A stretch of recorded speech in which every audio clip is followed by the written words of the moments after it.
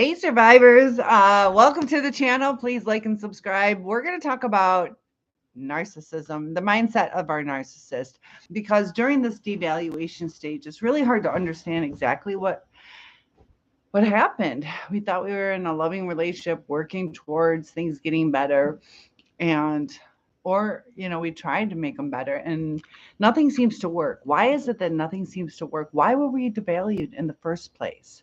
And I see I have somebody joining me. Feel free to say hello if you'd like, ask any questions. But there it's John. Hi John, good to see you. So I just got a copy of the podcast that I did a few days ago. It's pretty cool.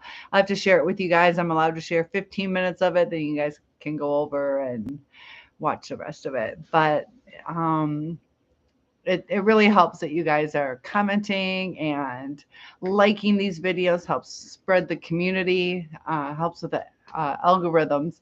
So, John, how was your day today? John's been a survivor for quite a few months. He went through a really hard time. Somebody really took advantage of him. Very low compassion at the end, and it gets really confusing. We're like, we thought we were friends or lovers or whatever we were, and they just don't even communicate with us. That's really hard to live in that state of mind. I noticed too that narcissists, they communicate in a different way, and I related to the children at school because the narcissist is in that childlike mindset. And it's almost foreign because we see this human body that's adult, grown, intelligent, self-sufficient for the most part. Some of them are needy, but um, you know, the way the kids are. Well, I was going to say, as far as an adult, they'll say, "Hey, what are you doing tomorrow at, let's say, 4 o'clock?" And you tell them, and it sounds like they're interested in seeing you. So you're like, cool, tomorrow at 4 o'clock, they're going to try to see me. And if they can't, they can't. But they'll send me an update if they're canceling plans. And they just don't say anything. Sorry. Um, so it's a communication difference where they don't feel that they did anything wrong. They asked us what time it was, but we think that we set up something um, just because of the way the flow of things, and they reached out asking, um, and then they just ghost you. A lot of them forget things, just like I see with the kids at school. They forget things. They have no clue what you said. They do respond, but they don't know what you said. They're also attracted. The kids that are high anxiety, they haven't been diagnosed yet. They might grow out of it, but they're drawn to the negative energy. The ones that hate each other the most gravitate towards the ones they hate the most. It's so weird. Also, the healthier children mentally, in my perspective, I'm not a clinician. I am certified to teach psychology, but I'm not a clinician. So, based on my experiences, your healthier kids, kind of look at them like, what do you like? What? Some of them will argue back a little bit, um, but not enough to keep them enthralled. So they target the ones that they get enthralled with. They uh, strive to have the most intensity, because you got to think about the emotions, the feelings, the stress, whatever they feel at home as a child is pretty high intensity. You know, nicotine fits and drug withdrawals and hating their spouse or whatever it is, it's usually pretty intense. Sometimes poverty can do it. You got your vices, but you can't access your vices, like even just cigarettes. There's coping mechanisms, so they communicate in a whole different language. And in that podcast, they're like, what can we do to change this? Well, are narcissists ever change? They're not going to change. They might become more self-aware, but that's really hard to come by, because depending on the depth and the type and comorbidities, the depth of their mental illness makes a difference. Because I was talking to the kids, you try explaining things, it doesn't work. It does not work. And with our narcissists, we tend to get pretty verbose where we're explaining things in detail because we're like, I don't feel this connection. I feel something's off. So we want to make sure that we're on um, the same page. Once we take a stand, they don't like it. But why do they devalue? John, share some of your story of just, I don't know, maybe your guess on why they devalued. Mine was um, the first one.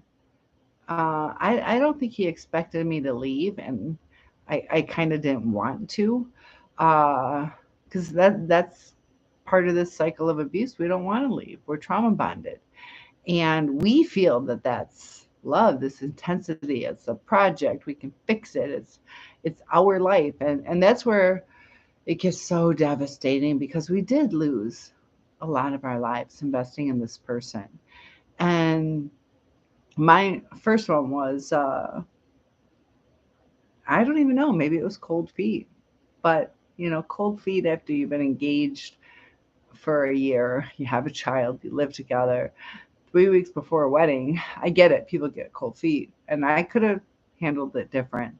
But the mask definitely slipped afterwards. Like you see little you I was walking on eggshells. I was definitely walking on eggshells, reprimanded in emotions. Sex was I can't say expected because I never said no. Basically, he was my man. But, I went out there on Valentine's Day and he said, we don't just have to have sex because it's Valentine's Day. So it's like, this is our like get back together. We're moving back in together. We've been together before. It's different too if you haven't been with the person. Um, Maybe should have waited, but I got a speeding ticket and you get discarded. Like, so some of the discards can be over something pretty trivial, so that hurts. So then we're like, damn it, why was I speeding? Or, we were being truthful, and a speeding ticket versus our life together with a child and our family, like that's throw it the fuck out the door. That kind of cuts to the core. Like I didn't try to hurt him. I was paying my car insurance, so it's not like it cost him anything. And like if we can't work through a speeding ticket, you're like, wow, did I dodge a bullet? There are good things about them. He would have been a good provider financially as far as, just a regular um, house. He had some acreage, but, just a comfortable living, not super high status or anything like that. But uh, the second one, it was just his self-esteem. He didn't want to tell people about me. There's too many um, things for people to judge. But I'll tell you what, I know uh, he made a decision not based on me. That's why when you guys think about the new supply, it's not based on you. I promise you, it's not based on you. It's based on poor communication, based on us trying too much. And I'm not saying it's our fault. Like you should try, but they shut down into that black and white thinking. And we normally don't do that if we're empathetic. We try to see like, I get it, I understand, maybe I should. And we start feeling guilt because we had some of us that reactive abuse. Um, and as I watch these kids, the lying, the way they lie, the way they talk, the way they recall things, the way they follow instructions, it's like the narcissist all over again. You hear different people say, who was it? I can't remember who it was. I should probably give them credit. Um, what was it? I don't want to give the wrong person credit either. I'll try to figure that out and give credit in a different video. But they were saying that a toddler is the biggest narcissist there is because it's pretty much all about them. A baby has a few needs, but a toddler doesn't want to hear what you have to say. They want to do their own thing. And, the narcissist is so similar. Uh, John, and you don't have to share this stuff with us, but what are some examples of some of the lies that she said? I see somebody else joined us. Feel free to chat if you'd like. You don't have to. If you like the video in any way, feel free to like it. It helps with the algorithm, helps us build our channel. But the lies, I had one lie to me today. You could flat out see it. You could flat out see it. And they have those smirks, those smiles. There's different things that our bodies do in reaction to the lies that sometimes it's obvious. I had another kid, which he's pretty severe on whatever he's going through. I don't understand him yet. I'm not a clinician, like I said, but I also feel no, he's mentally delayed, challenged, but you can see him do something, and he'll still flat out lie. Another one is an adorable little kid, but he's probably the biggest liar in our whole school. And he's really cute, and he's his he did tell the truth today, so that was a big breakthrough. But narcissism, this little boy, he hopefully can break free because he is the biggest liar, and is good at it. Like, you're like, I don't know. But when you compare it to the person saying it, especially when all the class sees it, if he's been writing on papers, so he doesn't care about other people that they're doing their artwork. You mess with his artwork, he's going to get pissed off. So he's going around, as far as the grandiose, he thinks he's the teacher, where he's going around grading people's papers and writing on them. So they're doing this artwork. He's like either check plus, or sometimes he writes A plus. But you got to keep repeating the instructions. We have to do that with our narcissist too, and so we think we're done. We did it. We broke through. Things are going to get better, just like the kids at school. They broke through today.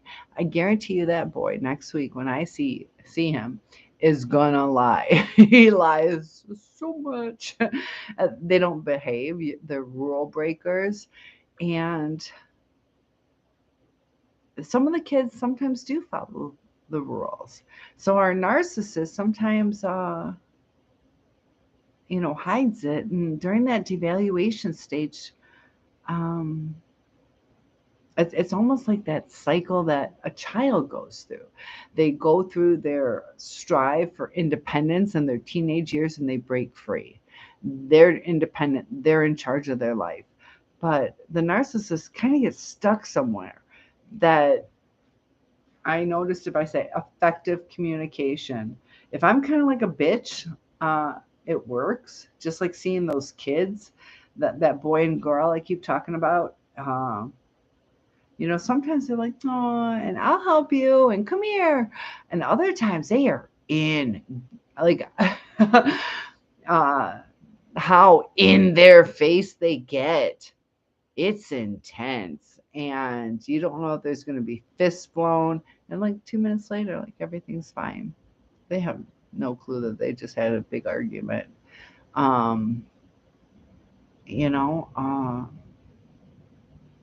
The cycle of abuse continues. When we think about the new supply, like, our hearts hurt. Like, they made us feel like we weren't enough because they cut us down so much. We start questioning things, and being a good person, we start questioning, did I mess it up? And there's times we fueled it, but we're the ones, relax or calm down, or it'll be okay. Let's just work through it. They don't really give us that. They give us more blame shifting, which makes us feel more guilty. And then we start questioning things because they're so good at the way they say things that we don't even know reality at the end. We don't even know the answer to that question. And just like in that example about, what are you doing at 4 o'clock tomorrow? And there's no bring it to the end. Like, oh, okay, I'll definitely try to stop by. If not, I'll call you. We try to proactively say things like that because we can relate to it. Um, a lot of broken promises and future faking. And then we also, there are certain things in life that do happen. And we try to, give some grace. But once we give grace many times, they see it works. So we don't know when they're manipulating us, when it's the truth. And it gets really frustrating, exhausting, because we become trauma bonded because of how deep into things. We don't want to do anything wrong. We want to love our person. We want to understand, yes, we are two different people. We have to make compromises. But the more compromises we make, the more they take. And it gets to an extreme, or at least the poor communication. And the more you explain, look, I'm really hurting, I'm really confused, they don't get it. Just like my students, if I sat there and tried rationalizing with them, why do I have to do it? And as far as society, I it's so nice at my school, they have free fountain pops, so I went in there for my free Diet Coke. And the teachers were talking, so we just started like having this big discussion on the change in children and the change in society. It has become much more narcissistic. We're handling things different. Is that good or bad? Is it good or bad? Um, Time will tell. Uh, but violence is crazy. We have extra stressors that we didn't have. I didn't have COVID growing up. Um, and having to wear a mask, not knowing what your friend even looks like. But I see the schools. Personally, I went to college, and for my research, I appreciated books. I don't like online research. I don't. In a way, it's nice because you can search all these things, but half of it's credible, half of it isn't. It's really difficult to know what is reliable. Uh, a lot of mismatched information is out there, and we don't know what to believe. We have to double check everything. So in a sense, we're kind of forming like a little paranoia, sort of. Um, Also, everybody's on their phones all the time. It uh, causes an addiction. We forget about people. Also, people with these Tinder apps or whatever else is out there. It's like a quick fix. Hey, you want to hook up? Or just, dial a boyfriend type thing. Yeah, I can meet somebody. And people lie on those. They're not going to say, hey, I'm an asshole. I look really good in this picture, but it's a filter. Um, I even see too, this is kind of interesting, that I did it, but I did a Facebook dating thing. I'm like, we'll see what's out there. Didn't answer any of the questions because I wasn't really into it. But there's people that do these. It's interesting how people do it. I wasn't really into it, but thought maybe why not? And then you get too. It was too hard. You couldn't even uh, access it easily, anyways. And you kind of saw like some CD people, and I just didn't want to have to weed through it. But there were some that you could tell it was like a family picture, probably a wife, and maybe not. He said that maybe it's his niece or things like that. You never know. It's true. Sometimes, based on our upbringing, we might not ask the right questions. But John says, I see a lot of people addicted to their phone. It's ridiculous. Last night, I think I told you guys I went out to dinner with a friend, and he was saying that at his Thanksgiving dinner, he finally had to say, look, you guys, everybody, put your phone away, put your iPad away. Not one of them were interacting with each other. So they did. His daughter looked at him like, kind of like, what the fuck? Um, they did respect his boundaries, and it was silent. It was silent. He's like, that was the quietest, awkward Thanksgiving we have ever had. I've done it too at some of our family gatherings. I look around and I'm like, okay, she's like, I don't know what to do. Like, do I pull out my phone because everybody else is on their phone? We rely on our phone so much that it's kind of like we're lost, or maybe that's our security blanket. So think about your phone as our security blanket. It has all our information. It's our comfort. People panic when the phone starts dying, like 20, 15% battery life. They start having anxiety. So as a society, we have a lot more anxiety. And thank you, John, for saying that. Uh, Addiction, sometimes, uh, as somebody with empathy, we try to understand. Or there's times too, we do certain things. Well, like, I can get it. We will perceive other people based on our experiences and our upbringings. So the narcissist, that's how they communicate. Just like maybe they couldn't make a better communication with, 4 o'clock tomorrow, just based on the fact, maybe daddy said, what are you doing this weekend? Cool. You don't have baseball this week. That's great. Um, and so the kid's like, oh, the way they said it. Or even something like they'll say, that's great, you don't have baseball. I can't wait to go to McDonald's this weekend, whatever they say. Or I was thinking about going to a movie. And so there's sometimes just uh, a lapse in, like I said, effective communication. That's sometimes where you ask questions like, what do you mean by that?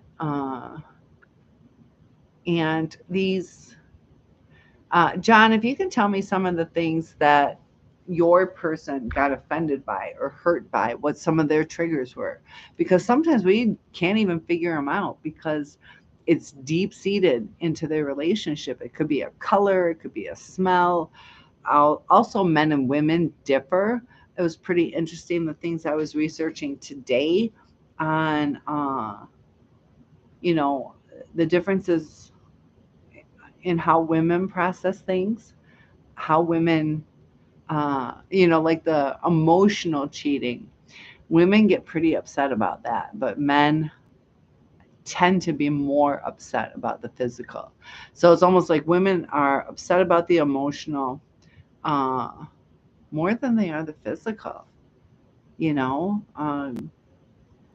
I don't know, and how we raise our female and male children. Boys are taught not to cry, and they're taught to be tough, to speak up for themselves, to hit back. And girls are like, basically, just be quiet and be pretty. Um, now in today's day and age with, women are allowed to work, we might encourage our girls to be better students. It's interesting. And I don't know the breakdown. This is just based on the kids that I have taught. Girls are usually more uh, obedient. And you think about the divorce rate, um, who the abuser is, but as this change in society, more and more women are becoming narcissistic. We're going through a terrible power struggle in this world. You see it with all these different, I don't even know the correct term, communities. We'll just put it that way. Different communities, and right wing, left wing. It's all about power. not coming together and making decisions and doing what's right, because some people, they just don't see each other's point. Like usually if you see a point, you can kind of mold it, but hurt people, so you're never going to have a happy medium. And when we're caught up in that narcissistic abuse, uh, it takes time for us to relax. You get that adrenaline rush just like a narcissist does. And sometimes it's hard.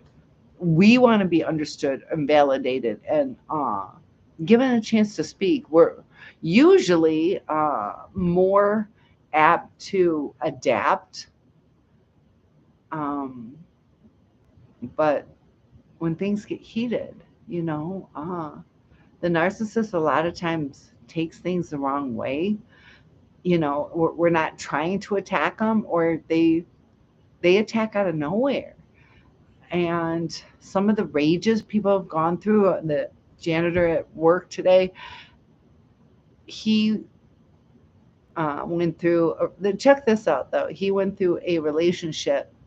And now, John, do you feel you get too impatient, or did she tell you that? And that's fine. That's actually a good, healthy thing if you realize you get too impatient.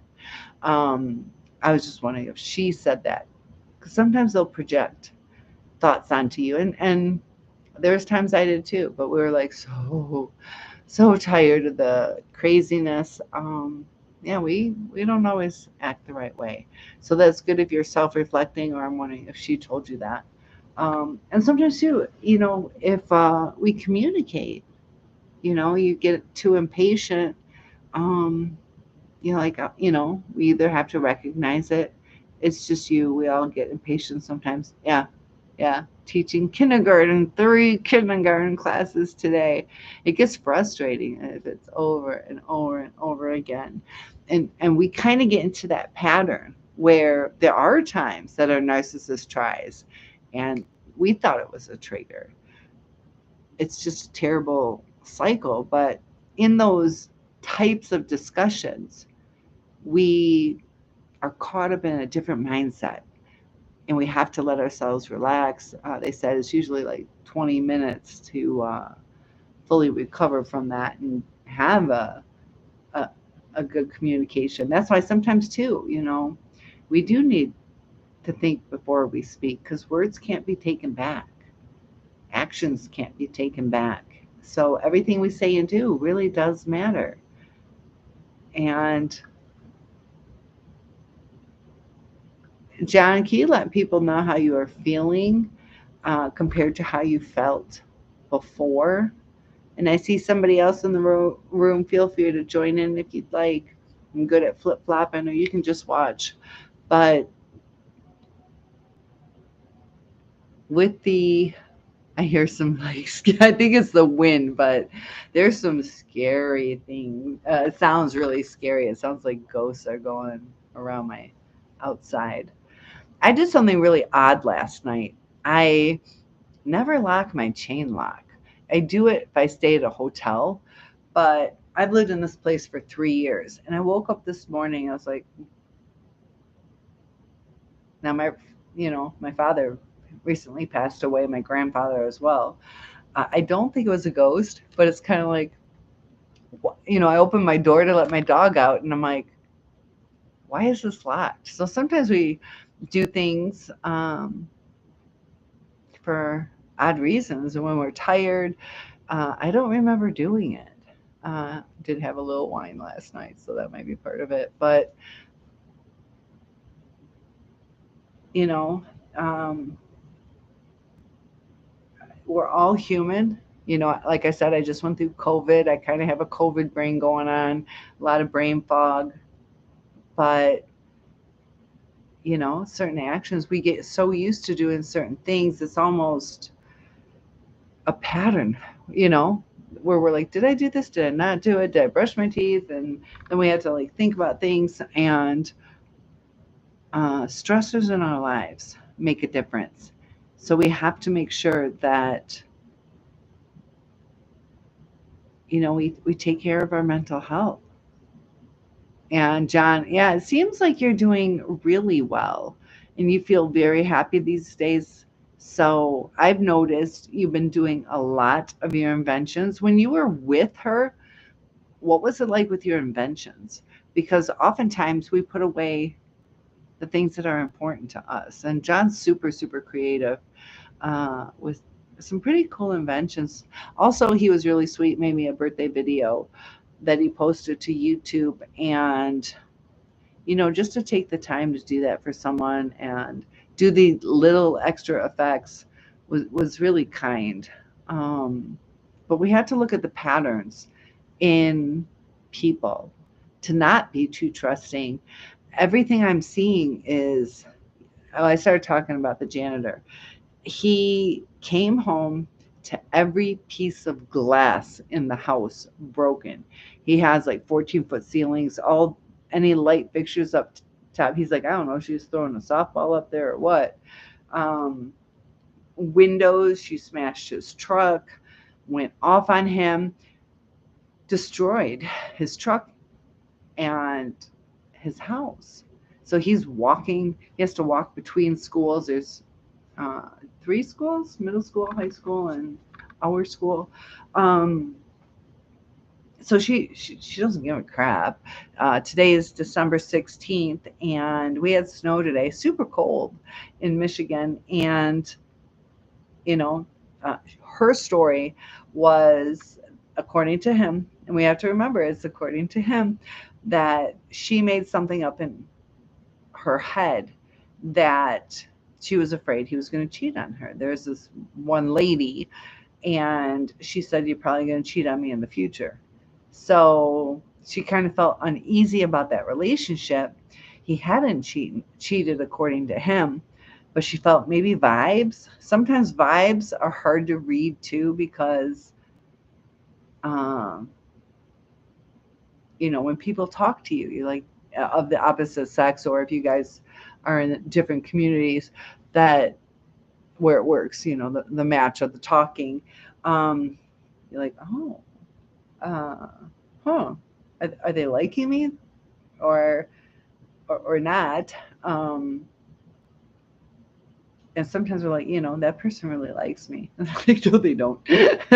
So there's different interpretations. If somebody winks at you, some people are like, that's a sexual, like, whatever, because that might be something you do. But other people are like, oh, I have a twitch. So actually, you never slow. Oh, good for you. Good for you. You never slowed down. She was there for a few projects, but she didn't respond to me when I would explain to her how they worked. And it's good that she helped you, and we have to take what people give us. It might not be important to her, and we have to respect that. you know but it helps the relationship grow if something you're passionate about, that you can even talk about it, because it hurts. You're like, that's a part of me. I put my heart and soul in this. So there's got to be that balance. And uh, instead of communicating through it, that they assume that we're supposed to know it. Uh, or they do communicate it. It's often in an angry way. Uh, and anger can even just be the dirty looks. You feel like you're put in your place all the time. And, you know,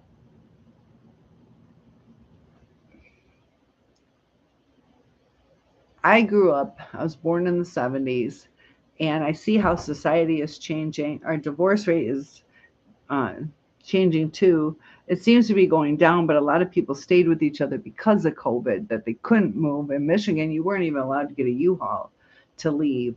And with the cycles, like sometimes you're like, this, it's just how it is. A lot of times we'll see what happens.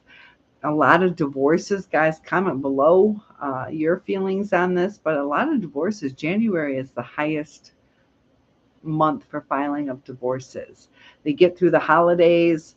Sometimes too, right before the holidays, they'll break up because they don't want to buy a gift, or they want to spend it with their new supply. They often monkey branch, And it can be stressful. If they have a second, third partner, it can be stressful on that. They're trying to handle both people and coordinating it and not trying to get caught. And lies really destroy a lot of relationships. So we got to really be careful on us too, on the things we say to people, And unfortunately, you come across too needy. People have, in my opinion, lower empathy now. But I know in the school systems we're trying to encourage, a safe spot, and we have a comfort dog. Kids are allowed to do fidgety things like fidget spinners or squish balls or sensory things. Our brain reacts to trauma. Some of it can be like PTSD or CPTSD. Sometimes it's a one-time event, and the things we're scared of. You've noticed a lot of people are less caring these days. Yeah. I mean, think about, this was granted in the 80s. I think it was when I was a kid, 1982 or somewhere around there. Cabbage Patch Kids, 82 to 86, I think, somewhere in there, that people were killing each other over these dolls to celebrate Jesus, Christmas. It didn't make sense. You're talking about, and I know there is a secular Santa Claus, but it's like the holiday spirit of giving. No, they just wanted to be adored. They felt pressure from their kids. They, and I know what it's like. Try not to go too over the top with gifts. Just because, kids need us. Kids need us. They don't necessarily need gifts. They need some. I mean, it's okay to, so they don't feel left out. But I'm sure you guys have seen where the kid opens a banana. It's their favorite fruit. It's like, oh, it's a little 2-year-old or something. A 5-year-old was excited about certain little, one kid was so excited because she got broccoli. And sometimes do little things, or you can have mommy's big hairbrush.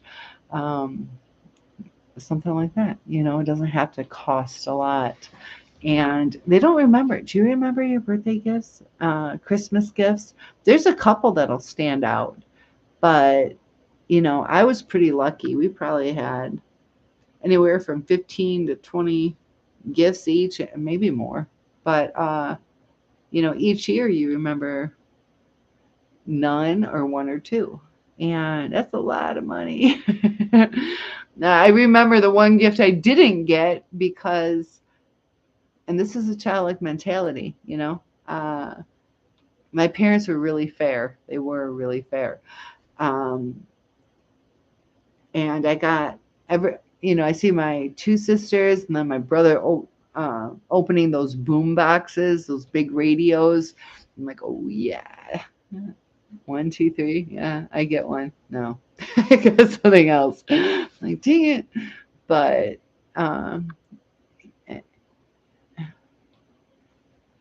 that's just the thing, like our narcissist. I was a kid when that happened, and I still remember it. Like, what? I was left out. Like, come on, I at least could, see. Yeah, they did try to make it fair, so wasn't hurt about it. But certain things connect to a memory, and the narcissist with their stuff connect to a memory. A lot of their memories are not always the way we would have seen it. I saw it as, my parents, I was hoping for that boom box, but I get it. They got me other things and they were pretty fair. But the narcissist could see, I was the black sheep. I wasn't loved. And they don't see what they have. They see what they don't have. So when they're with us, they don't see what they have. They see what they feel they're entitled to. And John says, I use various kinds of Bluetooth speakers. They automatically connect to the phone, and I can listen to music or a movie that you're watching. And yeah, a lot of people do. Technology is phenomenal. Like, it's really nice. Like, I live alone. I don't sit and watch TV. It's nice to have CNN on, just for the sound, and every now and then you get updated. But they've been talking a lot about mental health lately. And are we seeing it get out of control? Is there a need for us to talk about mental illness? You know, we're also very inclusionary, or trying to be. And it's also, this is where it gets confusing. We're inclusionary. Okay. We want to include everybody. Everybody has, um, it, uh, there's a difference between equal and equitable. And that's where we're getting confused, I think. But we're also, these are my boundaries.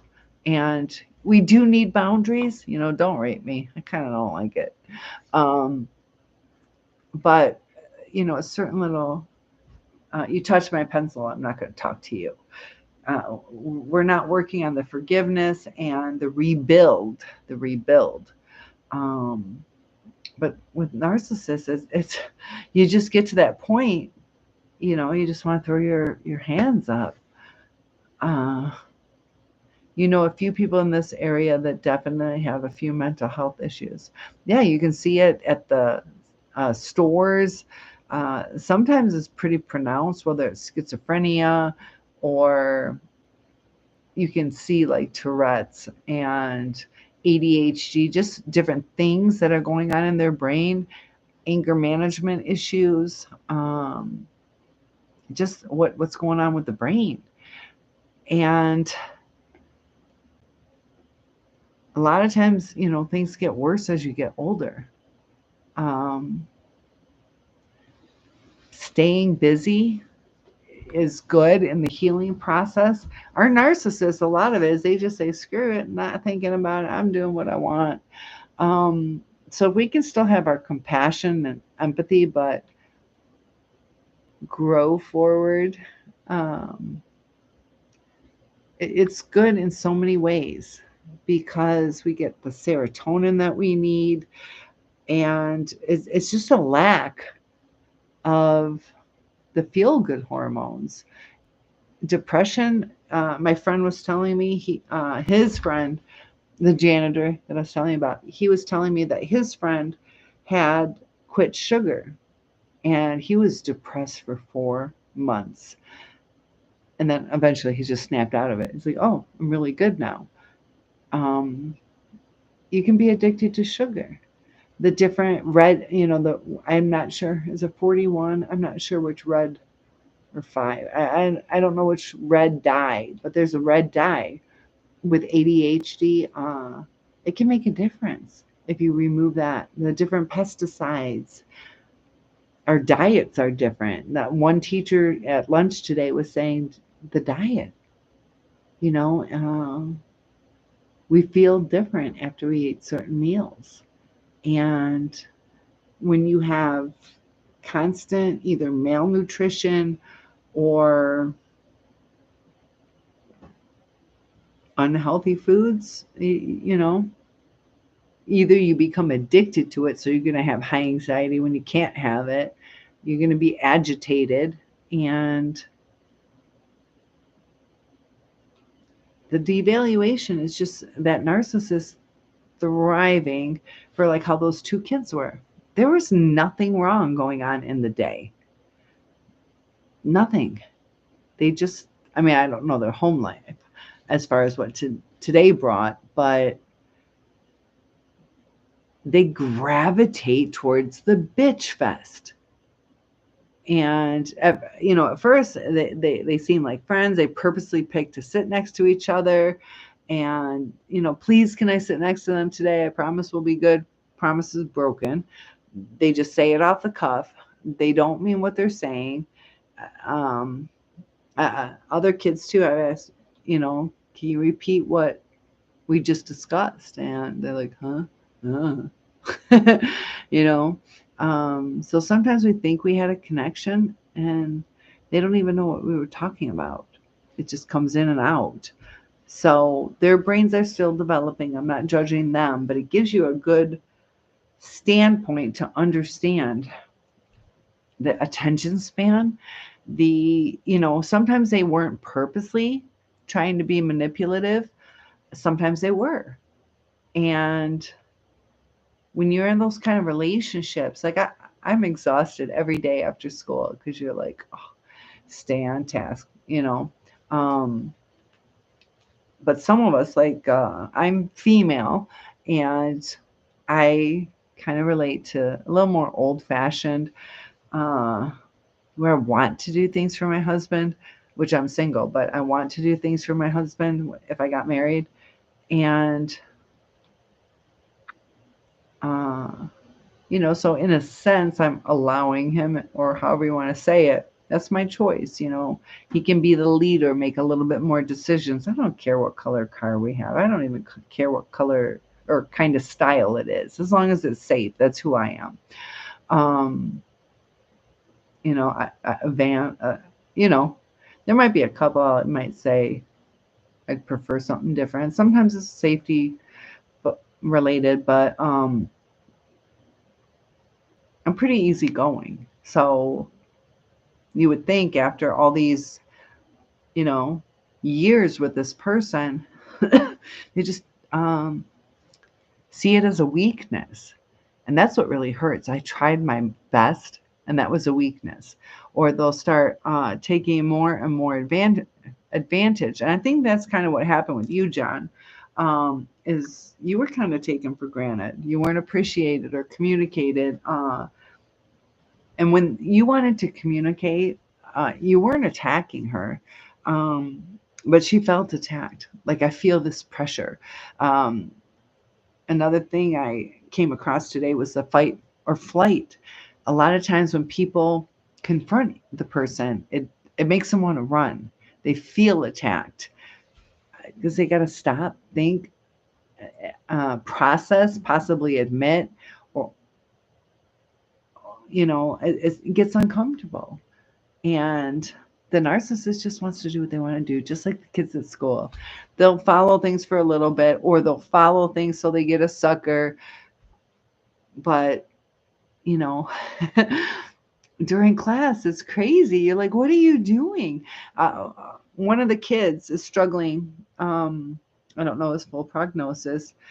He seems a little lost. He seems to rush through things, is obsessed with wanting to clean for me. So I don't know if that's because he wants to appease me or please me, or if he has to keep busy, you know. So, based on the fact that he colors so quickly to do something else, some people aren't into art either. So you got to take all these factors into consideration. And there's something about the way he looks. Today, his teacher had told me, like, watch out for this one today because he's kind of not right. He's not in his right mind. He's making weird sound, oh, like out of the blue. Like, where are these vocalizations coming from? Call of the Wild. It's not a mating call. They're way too young for that. The fidgeting, and we all fidget sometimes too, but uh, they don't respect each other. Writing on each other's papers and grabbing things out of their hands just because they felt like they wanted it, and the person was taking too long with a red marker. And John says, you're correct. I really did try to care for her and help her, but we just didn't connect. It's the connection that we crave, and that's what scares them away. That's what scares them away. You can go years as long as it's even keel, or you let them yell at you. And if you let them yell at you, or even just talk calmly, like you're being a bitch again, you're so stupid you can't see it. It doesn't always have to be loud vocalizations. I know a lot of you have that loud vocalizations put on you, which is scary. The rage of the narcissist. Sometimes uh, just the disrespect, the words that they use, the um, little jabs where they take away,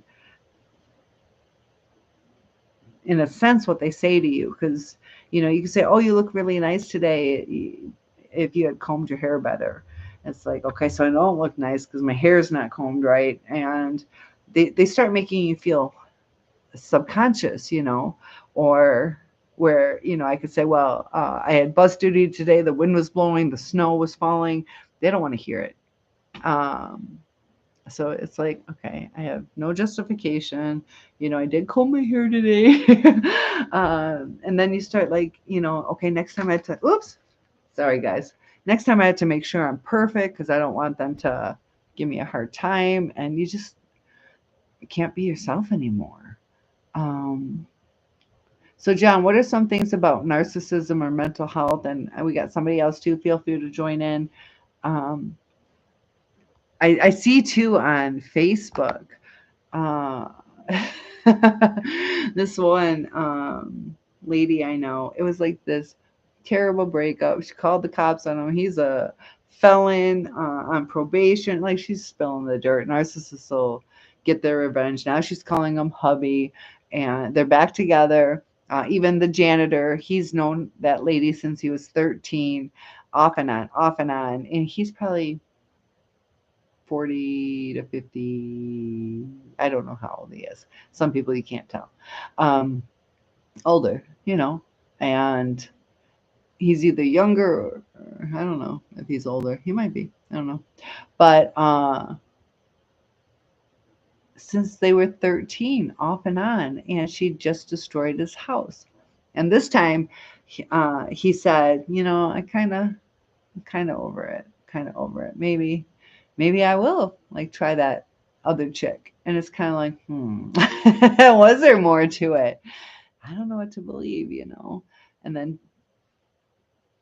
with the off and on, the more people that you have in your life, the more temptations, the more comparisons, and it destroys relationships. You know, um, what is it? Variety is the spice of life, but stability is what gets us through life. And if we don't have a stable relationship, we can have a stable us. And it's going to take some rewiring, like literally rewiring our brain so it can repair itself. I keep mentioning, like, an injury, if you let it go, it may or may not heal. It might get worse. Same with our mental things, because a lot of us, if we're really searching this, um, we're really hurt. And we're really confused. Um, some of us want to fix it, and some of us just want to fix ourselves because we were hurt. Want to know why this happened. A lot of us blame ourselves. Uh, we have to really realize where the abuse happened, because some of us feel really guilty. Like, I shouldn't have, you know. Um, he yelled at me, so I decided not to continue the conversation or whatever it is. And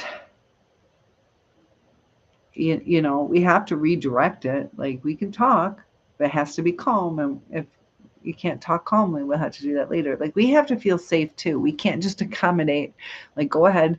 And when they get into that heightened state of that rage or anger, I see it all the time. The connection. It's like, what the fuck is going on? You guys are saying crazy shit. It doesn't make sense. You know? Look, are we going on vacation or not? And they'll start bringing up something like, you always have to bring this up, like, you already know. And, didn't I take you on the vacation 2 years ago? And you're like, well, are we going now? It's like, what the fuck? And it's like, can't you hear what I'm saying? And I already told you. And you're like, no, I just want to make sure. Like, do I pack? Do I cancel work? And they're like, fuck this, I'm not talking about it. And you're like, I need you to understand, like, money's tight and I'm going to take off work. All I need you to say is yes or no. They'll start yelling at you or cutting you down or walking away. Sometimes too, it's just the walking away. And, you know, sometimes it's just a coping mechanism. Other times too, they know it's a sensitive spot. You see it with the kids too, if they did it with this one girl. She seemed pretty confident, and just something about her facial structure. Some people with a resting bitch face, she has like an adorable, and she's like really comfortable. I think part of it's her facial structure, and there's something cute about her, cute and peppy and confident. And people are knocking her down. She's not this evil kid. Like, she's so kind-hearted. Um, Follows the rules, gets creative, yeah, I see her with her sister, how loving she is between her sister. Like, they love each other. They get really worried. Like, where's my sister? I need to get her on the bus. They love each other. And to be a target, uh, I figured, John, you're so sweet. I see you popping in and out. So it's good that you, yeah, thank you for letting me know. And that's something polite. Sometimes you just want to know um, what exactly is going on. And John, how are the animals doing? Where's Mon Dixie do? Come here, pup. I think she might be on the carpet, or I'm in the kitchen. I got my house nice and warm. It's probably laying on the cool kitchen. The holiday Hoover. Anybody want to talk about that holiday Hoover? That can happen, or they might think we're going to reverse Hoover them, and it's just an opportunity for them to reach out. So it might happen. Be prepared emotionally. If you see that name on your phone, are you going to answer it? If it was very toxic, go ahead and block them now. Um, there's all different types of narcissism. Uh, and some of us still want our person. We're still searching for our closure. Um,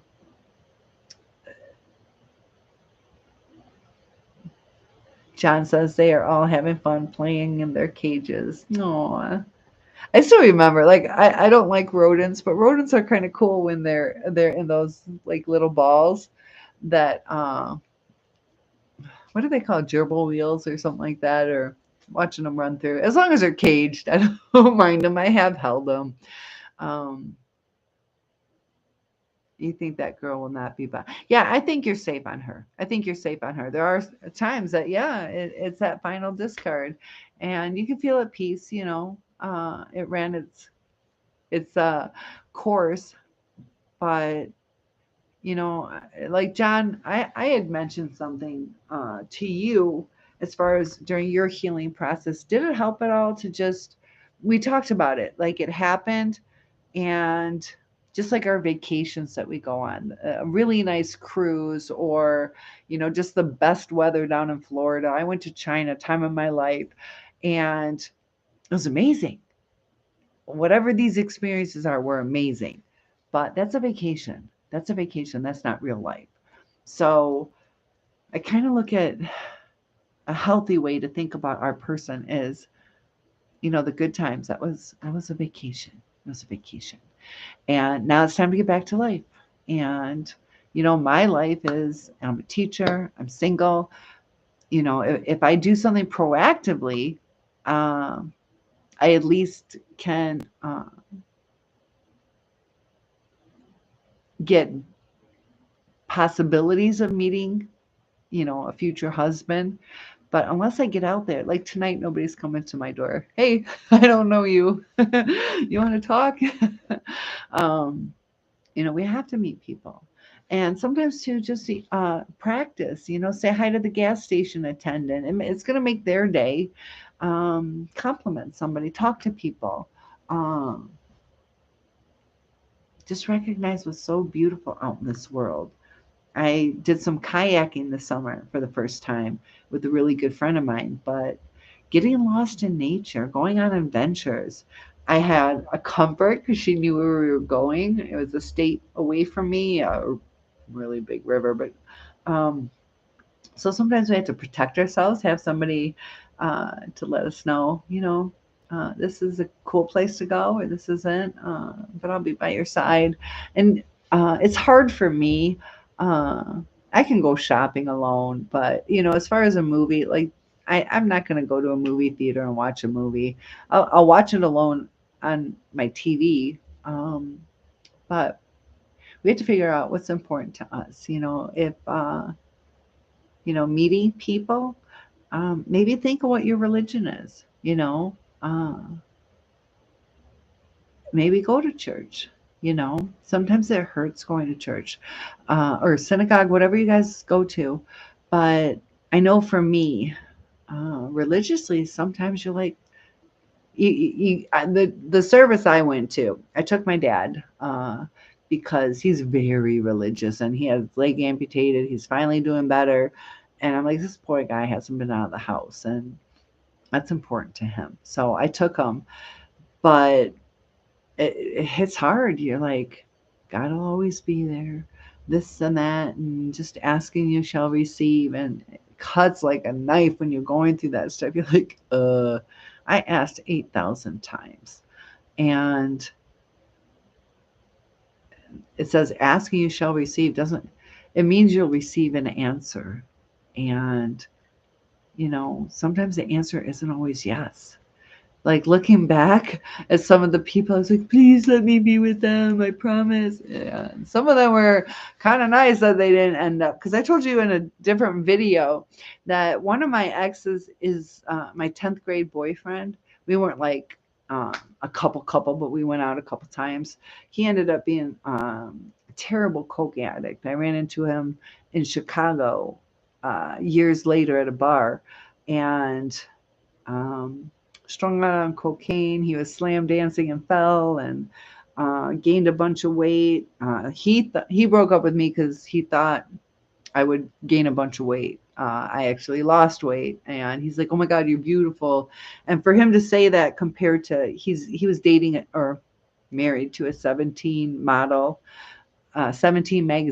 model. But he had some issues, there's nothing wrong with his face. But he still got a nose job, a chin job, changed his last name. So obviously has some identity issues, and, uh, just really wanted to change a lot of things about him.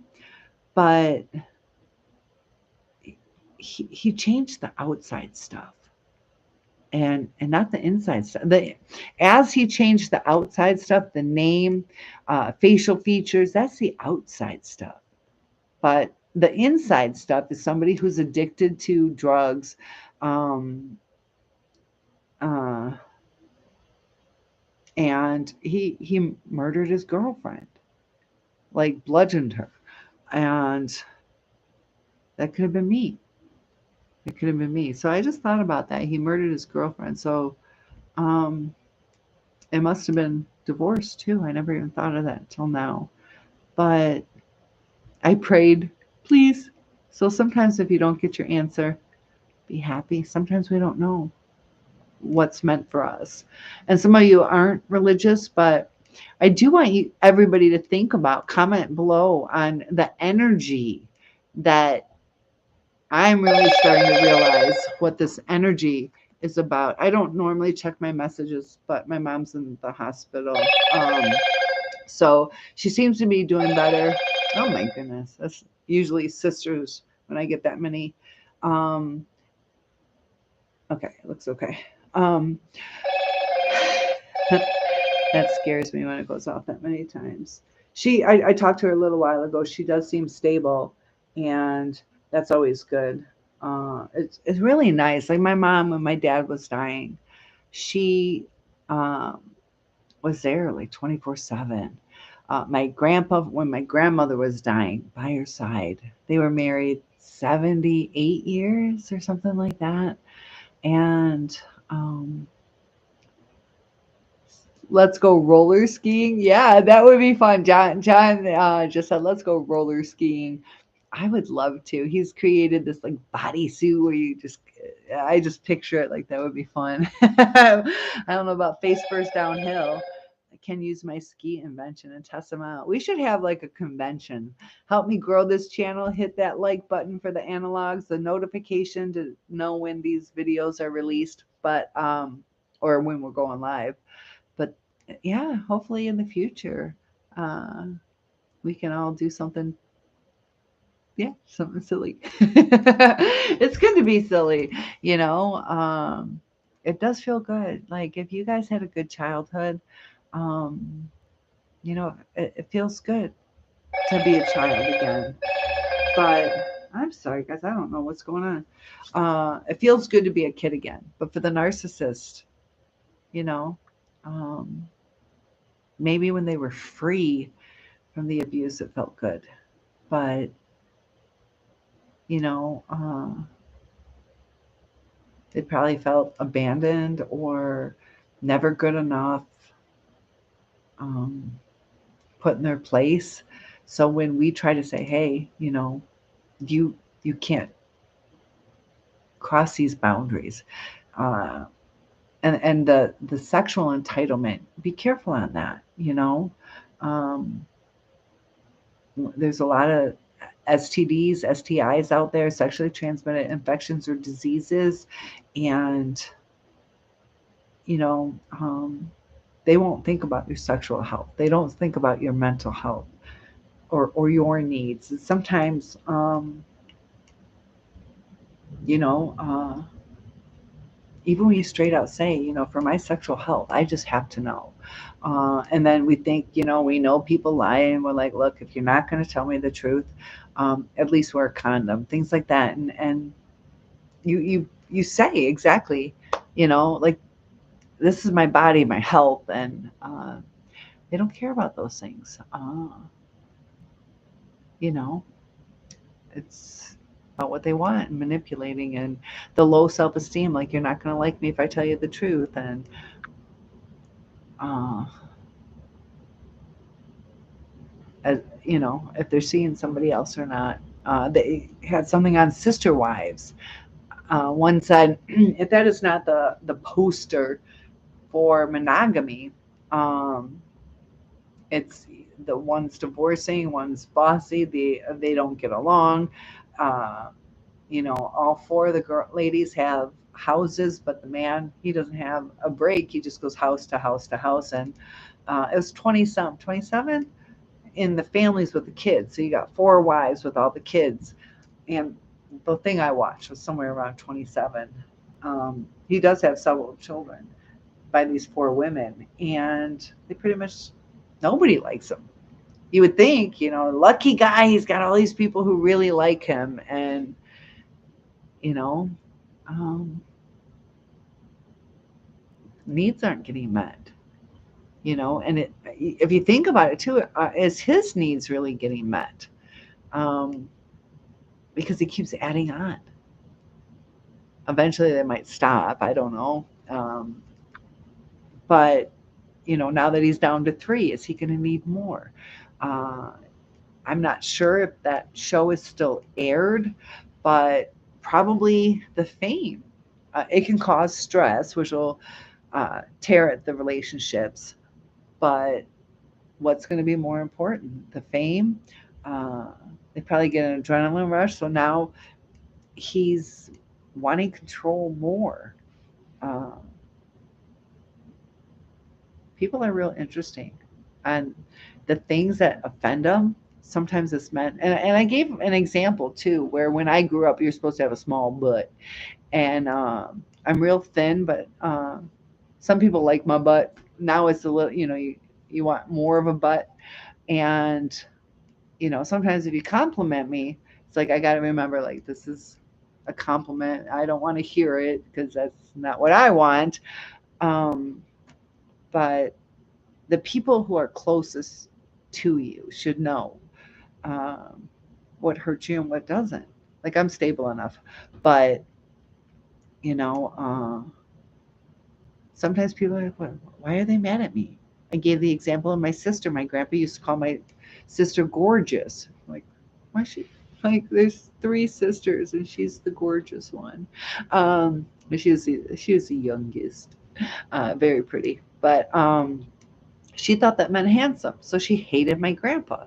So narcissists, sometimes little things like that, and the person trying to fix it, like grandpa, he's like, oh my gosh, come here, gorgeous, I got you a gift, or come here, gorgeous, let me spend some time with you, I'll read you a story, gorgeous, come on over here, let's go play a game. And it's like, gorgeous, gorgeous, and he's like, I have tried everything, I played games with her, and he's hated because of her word choice, because there was, she was really young, didn't know, she thought it meant handsome. Like gorgeous is kind of a harsher word than, beautiful.